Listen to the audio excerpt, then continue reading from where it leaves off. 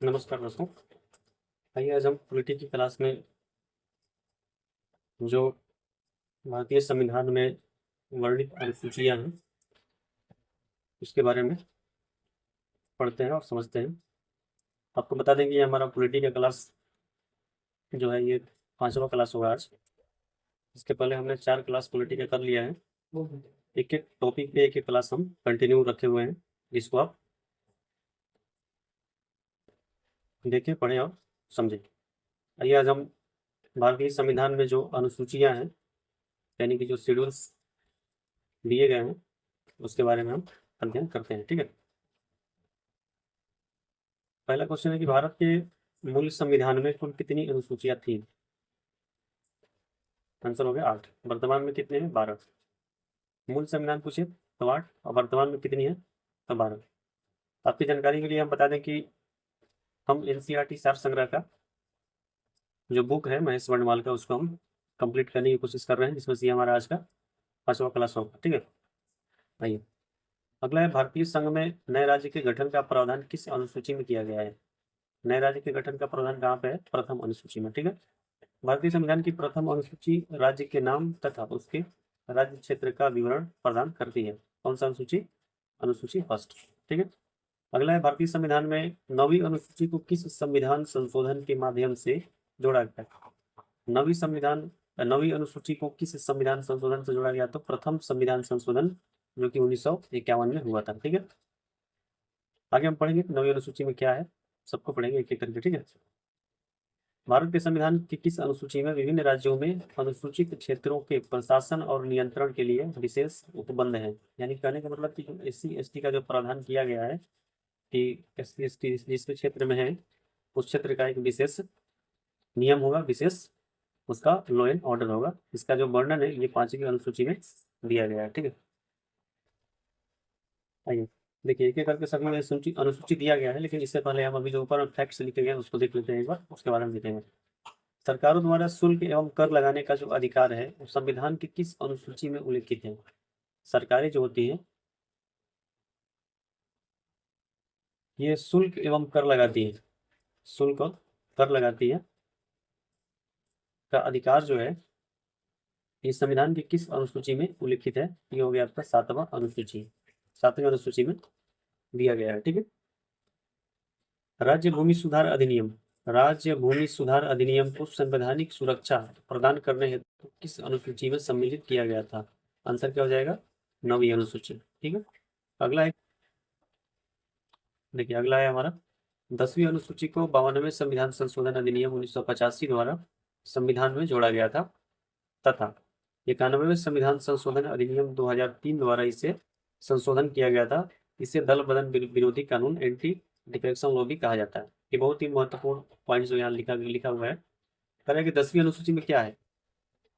तो 52वें संविधान संशोधन अधिनियम 1985 के द्वारा इसे जोड़ा गया और 91वें संविधान संशोधन द्वारा इसे अधिनियम को 2003 के द्वारा संशोधन किया गया। ठीक है, इसे दल बदल विरोधी कानून कहते हैं। ठीक है, आगे अगला है, अंग्रेजी जो कि भारत में बोली जाने वाली एक प्रमुख भाषा है, परंतु इसे संविधान की 8वीं अनुसूची में शामिल नहीं किया गया है।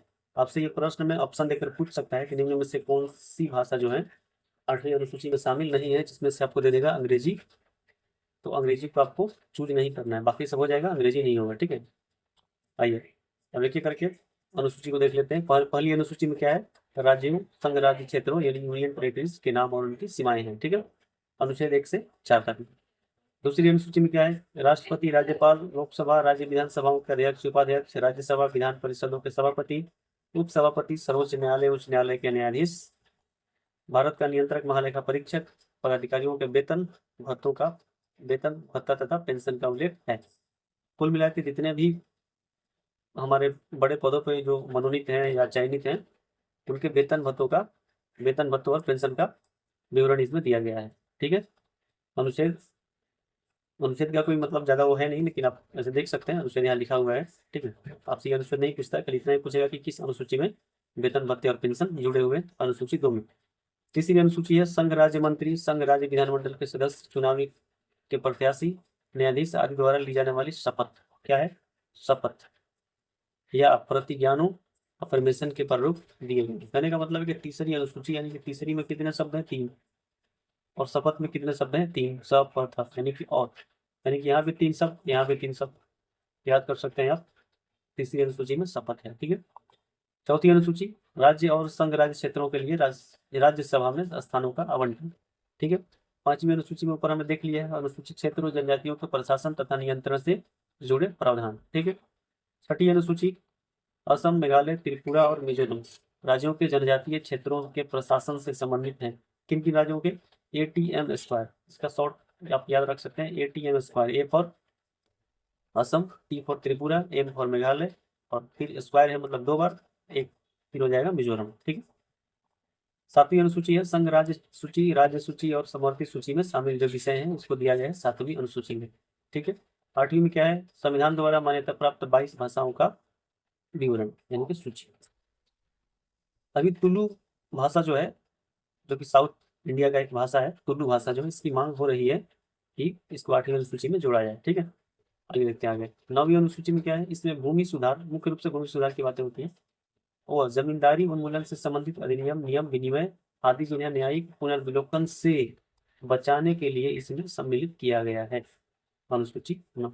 10वीं में हमने पढ़ा है ऊपर, दल बदल डिफेक्शन लॉ के आधार पर संसद और विधानसभा के सदस्यों की निर्भरता से संबंधित उपबंध है, ठीक है। अनुच्छेद की बात करें तो 102, कौन सी अनुच्छेद? 102 और 191 भी है।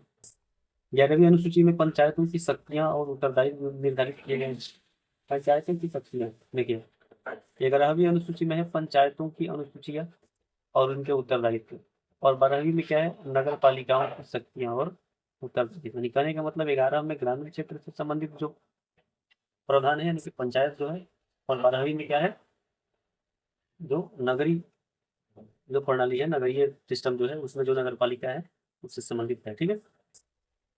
आगे देखते हैं 8वीं अनुसूची में सिंधी भाषा जो है 21वें संविधान संशोधन अधिनियम 1967 द्वारा जोड़ी गई। 8वीं अनुसूची जो है, 8वीं अनुसूची में जो भाषा दिया गया उसमें से भाषा में यदि सिंधी भाषा की हम बात करें तो ये 21वें संविधान संशोधन अधिनियम 1967 द्वारा दी गई, ठीक है। ईयर याद रखेंगे 1967। ये हो गया हमारा आज का टॉपिक जो था भारतीय संविधान में अनुसूचियां, ठीक है। हम आशा करते हैं कि आप सीरीज जो है आपको अच्छा लगता होगा, और यदि आपको अच्छा लग रहा है तो इसे लाइक शेयर और सब्सक्राइब जरूर करें। धन्यवाद।